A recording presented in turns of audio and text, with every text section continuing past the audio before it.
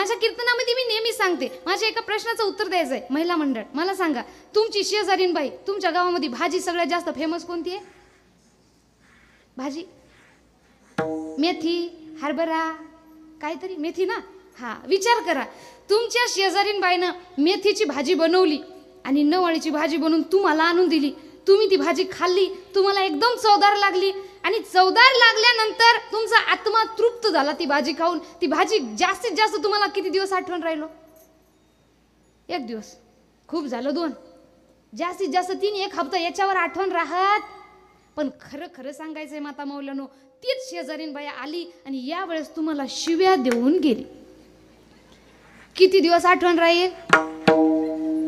आयुष्यभर विसरणार नाही. समजा आपण जर मरायला लागलो ना आणि समोर जर ती बाई आली ना, आपण मरता मरता सुद्धा म्हणाल, माय मला शिव्या देऊन गेली होती ग.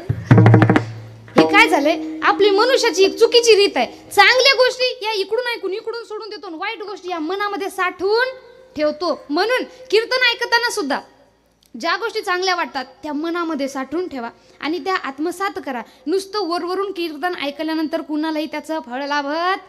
मला सांगा, नुसतं एक ताट आहे, त्याच्यामध्ये पंचपक्वानाचं भोजन ठेवलंय, पण तुम्हाला म्हटलं नुसतं पाहायचं आणि पोट भरायचं, खाल्ल्याशिवाय पोट भरणार आहे का? त्यातला घास काय करावं लागला? आपल्याला तोडून खावा लागेल, खाल्ल्याशिवाय जगत नाही. अशा प्रकारे नुसतं कीर्तनाचं हे घेतल्याशिवाय घेतल्यानं जगणार नाही. त्यातला काहीसा तरी भाग आपल्याला आत्मसात करावा लागेल. 100% पैकी 10% जरी आपण आपल्या जीवनामध्ये उतरवला तरी त्याचं फळ मिळाल्याशिवाय राहणार नाही. मग कीर्तन कशा प्रकारे ऐकायचे? मनातून श्रवण करा, नुसतं ऐकायचं का म्हणून ऐकू नका. तुम्हाला सांगू का, जीवनामध्ये सगळीकडे दुःख आहे, पण सुखाचं जर कोणतं एक ठिकाण असेल तर ते म्हणजे परमार्थ. यापेक्षा दुसरं सुख कुठं मिळणार नाही. मग या ठिकाणी सुखानं राहा. कारण म्हणतात ना, मनुष्यानं जीवन जगताना आपल्या चेहऱ्यावर असा आनंद ठेवा, असा आनंद ठेवा. अहो, एखादं मरायला जरी चाललं, त्यानं आपल्या चेहऱ्याकडे बघितलं, त्याला जगण्याची इच्छा झाली पाहिजे. नाहीतर काय काय जणांचे चेहरे तुम्हाला सांगते ताई, एवढे 12 महिने त्याच्या तोंडावर 12, किती जगायची इच्छा असू द्या, त्या माणसाच्या तोंडाकडे पाहिलं बिना टिकटाचा आत्महत्या करून वर जाऊ वाटतं, पण जगू वाटत नाही. मग आता महाराज म्हणतात की संतांची महिमा एवढी काय आहे की अभंगाच्या प्रथम चरणामध्ये त्यांनी सांगितले, तुम्ही संत माय बाप कृपावंत. म्हणजे तुम्ही संत, त्यांना मायबापांची उपमा दिलेली आहे बघा. आता मायबाप कुणाला म्हणावं? जगाच्या पाठीवर जगाचा एक नियम आहे पहा, प्रेम द्या प्रेम घ्या. जर आपण जगातल्या लोकांना प्रेम दिलं तरच ते आपल्याला प्रेम देतील. पण हा नियम 2 व्यक्ती पुढे लागू होत नाही. ते म्हणजे आपले आई वडील आणि दुसरे म्हणजे संत, तिसरे म्हणजे भगवंत.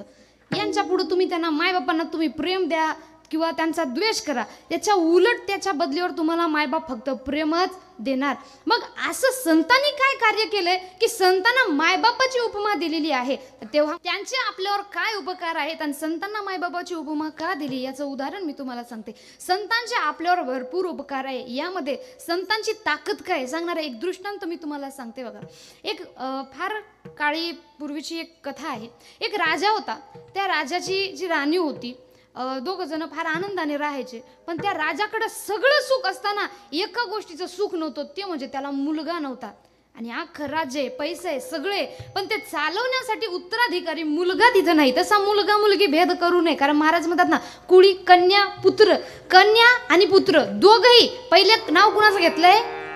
कन्या, नंतर पुत्र. भेदाभेद संतांनी सुद्धा केलं नाही, भगवंतांनी सुद्धा केलं नाही, फक्त आपणच करतोय. अशा प्रकारे त्याच्या मनामध्ये भेद होता. त्याला उत्तराधिकारी म्हणून एक मुलगा हवा होता. आणि राणीला मुली झाल्या होत्या, 5-7 तिला मुली झाल्या.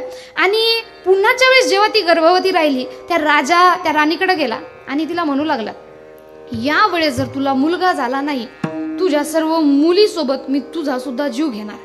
आता राणी घाबरली, काय करावं काय करावं, हे तर माझ्या हातात नाही मुलगा होणं किंवा मुलगी होणं, मग काय करावं म्हणून ती रडू लागली. एवढ्यामध्ये तिथं तिची दासी जी होती ती दाई तिथं आली आणि तिनं त्या दाईला तिथं सांगितलं झालेला सर्व विषय.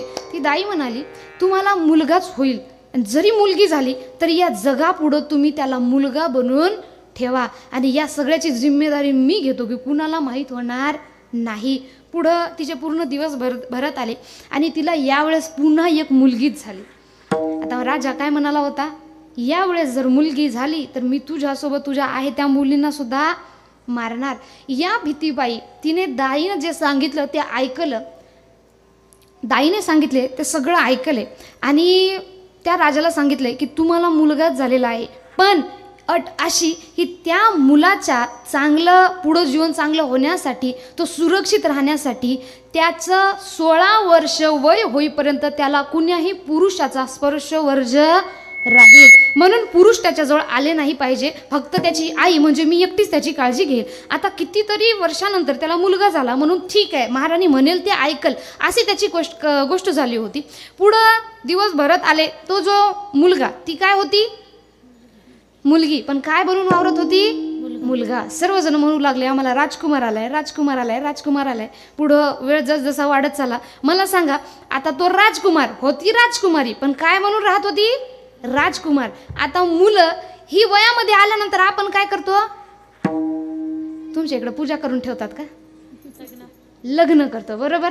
आता त्या राजकुमारासाठी सुद्धा सगळ्यांनी विचार केला ना, आता आपला राजकुमार आहे, आपल्या राजकुमाराचं सुद्धा लग्न लावावं. राजकुमारला माहित होतं आपण कोण आहे. राजकुमार म्हणाला मी लग्न करणार नाही, पण राजाच्या आग्रहाखातीर त्याला लग्न करावं लागलं. जबरदस्ती त्याचं लग्न करण्यात आलं. त्याचं लग्न झालं, पण हे लग्न कुणाचं झालं, एका मुलीचंच लग्न झालं. आता हे लग्न जगातील फार वेगळं लग्न होतं.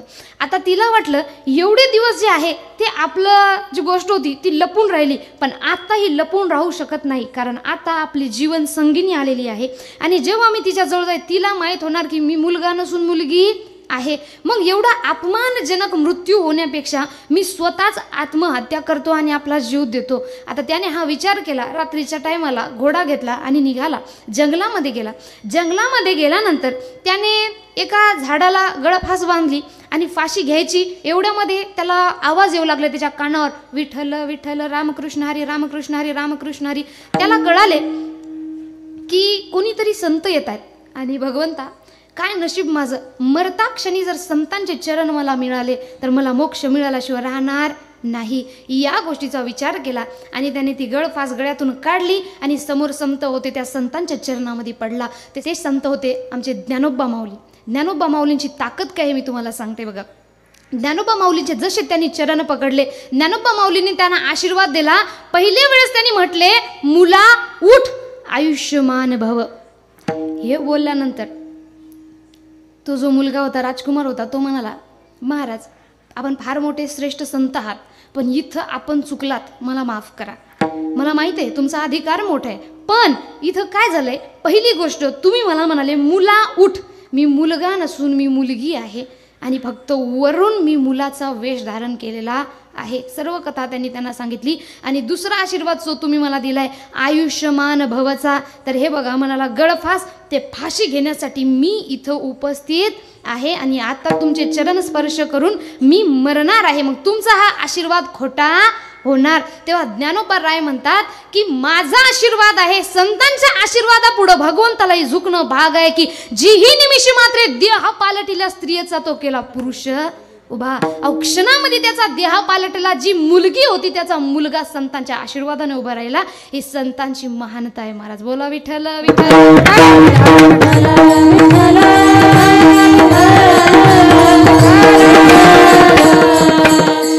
आता संतांची ही महानता आपल्याला लक्षात आली, पण संतांना मायबापाची उपमा देण्याचं कारण काय?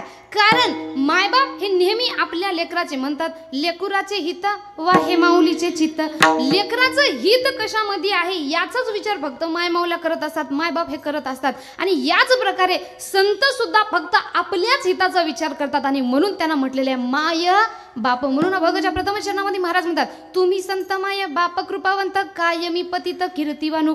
असं त्यांनी काय केलंय, त्यांनी कशासाठी अवतार धारण केला? आपल्यासारख्या साधारण मनुष्याचं सुद्धा जीवन उद्धरून जावं हा त्याच्या मागचा उद्देश आहे. आता आपण उद्धरून जात नाही का, किंवा आपण जीवनामध्ये सुखी नाही का, आपण उद्धरून जात नाही याचं कारण एक मोठं सांगतात की भक्ती कशा प्रकारे करावी हे अजून आपल्याला कळालेलं नाही. कारण जीवन उद्धरून जाण्यासाठी खरी भक्ती आपण करणं महत्त्वाचं आहे. आता भक्तीची भरपूर उदाहरणे आहेत पहा, पण संतांनी आपल्याला बाकीच्या भक्तीपेक्षा सगळ्यात महत्त्वाची भक्ती सांगितली. कारण या संसारामध्ये राहणाऱ्या व्यक्तीला ज्याला साधारण तंबाखू चुना सुपारी सुद्धा सुटत नाही, त्यांनी संसार कुठं सोडणार आहेत. आणि त्यांना माहिती आहे संसारामध्ये राहून भक्ती करू शकत म्हणून तर महाराज म्हणतात हेची थोर भक्ती आवडती देवा संकल्पावी माया संसाराची. संसारात राहून तुम्ही भक्ती करू शकत नाही. एक उदाहरण मी तुम्हाला सांगते. मला सांगा माता मौलांनो, तुम्ही एका चपलीच्या दुकानात गेले. कशाच्या दुकानात? चप्पल कळते पायात घालतो हा, चपलीच्या दुकानात गेले. चपलीच्या दुकानात जाऊन तुम्ही चप्पल आणली 2000ची. किती हजाराची? 2000ची. आणि तुम्हाला चपलीच्या दुकानातून चप्पल घेतली 2000ची. आता तुम्हाला जायचं मंदिरामध्ये. आता मंदिरातला देव झाला फेमस. मला सांगा आपण जास्त कोण्या देवाला जातो? फेमस का साधारण? हा, गावातल्या गावात आपण देवाला जाणार नाही, पण एखादा नवीन फेमस झाला ना आपण तिथं गेल्याशिवाय राहणार नाही. कारण खरा देव कुठे हे अजून आपल्याला कळालेलं नाही. अहो संत सांगतात देव कुठे आहे तर म्हणतात जिकडे तिकडे शोधेस का रे, जिकडे तिकडे शोधेस का रे, फिरसी वेड्या परी वसे तो देव तुझ्या अंतरी, वसे तो देव तुझ्या अंतरी, वसे तो देव तुझ्या अंतरी, वसे तो देव तुझ्या अंतरी, वसे तो देव तुझ्या अंतरी, वसे तो देव तुझ्या इकडे तिकडे शोधी सकारे फिरसी वेड्या परी वसे तो देव तुझ्या अंतरी. भगवंत हे आपल्या जवळ आहेत पण आपल्याला हे अजून कळालेलं नाही. म्हणून आपण काय करतो? भगवंताला बाहेर शोधत राहतो. ते म्हणतात ना मृग के नाभी बसे कस्तुरी, नहीं मृगेने बेरारे, बन बन ढूंढत फिरे जंगल में सुंगे घास घनेरारे. गुरु शिवाय हे आपण पार करू शकत नाही. कारण गुरु बिन घोर अंधेरा. म्हणून आधी एकतर गुरु करा आणि नंतर संतांनी सांगितले त्या मार्गावर चला. कारण म्हणतात ना मृग के नाभी बसे कस्तुरी, नहीं मृगेने बेरारे, बन बन ढूंढत फिरे जंगल में सुंगे घास घनेरारे, गुरु बिन घोर अंधेरा. मृग जे हरिण असते त्याच्या नाभीमध्ये म्हणतात कस्तुरी असते आणि त्या कस्तुरीचा सुगंध एवढा सुंदर असतो. आयुष्यभर तो हरिण त्या कस्तुरीच्या सुगंधामध्ये फिरत राहतो, वनामध्ये फिरतो, पण त्याला आयुष्यभर हे माहीत होत नाही की तो सुगंध दुसरं कुठून नसून त्याच्या नाभी म्हणून येत आहेत. असं आपलं झालंय. आयुष्यभर देवाला शोधतोय पण देव आपल्या जवळ हे आपल्याला अजून कळलेलं नाही. म्हणून तर आपण काय करतोय? गावातल्या देवाला जाणार नाही पण फेमस झालेल्या देवाला गेल्याशिवाय राहणार नाही. ते देव हे देव वेगळे आहेत का? नाही. विष्णुमय जग वैष्णवाचा धर्म भेदा भेद भ्रम अमंगळ. अहो सगळी हे जग तुम्ही विष्णुमय माना, याच्यामध्ये भेद करू नका. तर असो आपला विषय कुठं होता? देवळातला देव झाला फेमस. आता फेमस देवाकडं मला सांगा डायरेक्ट दर्शन मिळतं का? काय करावं लागतं? लाईन लागावं लागतं. आता लाईन पण लहान राहतं का? नाही. विचार करा, तुमचं मंदिर आहे इथं, काय शिवजींची मूर्ती इथं पिंड जे आहे ना, इथं मंदिर आहे. तुमची चप्पल कितीची आहे? 2000ची. आता गेट कुठे? तिकडं. म्हणजे किती महागाची चप्पल इथं घेऊन येता येतं का? डोक्यावर घेऊन तरी येता येतं का? नाही. मग चप्पल कुठं सोडावं लागेल? गेटच्या. चप्पल कितीची आहे? तुम्ही कुठं आले? चप्पल कुठे? आता खरोखर सांगायचंय तुमचं लक्ष हे चपलीत राहील का देवळात राहील? शाबाश. म्हणजे आपलं कसं झालंय, भगवंतापेक्षा आपल्याला साधी चप्पल सुद्धा जास्त आवडते. एवढं सारं आपण जगामध्ये एवढं सारं कमावून ठेवतोय, एवढं चांगलं घर बांधून ठेवतो की मरताना मरूच वाटत नाही. 10 वेळ माणूस त्या घरालाच पाहते, मग एवढं घर पुन्हा भेटल का? एवढी महागडी चप्पल घ्यायची काय गरज? आता माझी चप्पल 150 रुपयाची आहे, मी कुठेही सोडते. नेली तरी जास्त चालले का? नाही. आता मी जर 2-3 हजाराची चप्पल घेतली तर माझं लक्ष कुठं राहील? हा, कीर्तनामध्ये माझं लक्ष तिकडंच राहील. मी चप्पल नेल का? कोणी चप्पल उचलून ठेवा लागत होती का? इकडं तुम्हाला म्हणाल महाराजांनी हे सांगितलं, मनात चालेल चप्पल नेली असेल का?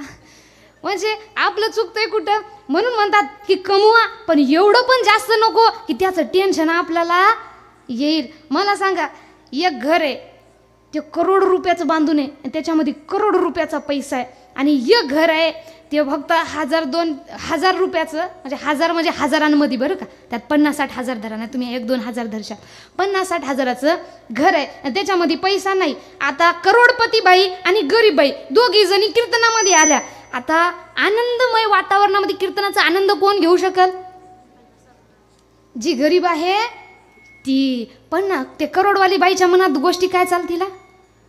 हा, हे मी कशावरून अनुभवलं तुम्हाला सांगू का? मला ना सोन्याच्या जास्त वस्तू आवडत नाहीत, पण एकदा माझी इच्छा झाली सगळेच घ्यायले, आपणही घ्यावं.